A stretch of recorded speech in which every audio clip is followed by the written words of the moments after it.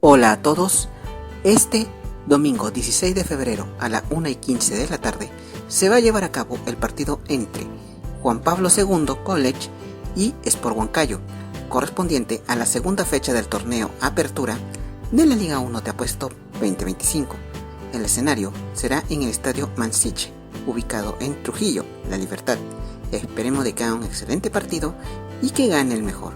Mucha suerte para ambos equipos. Muchas gracias.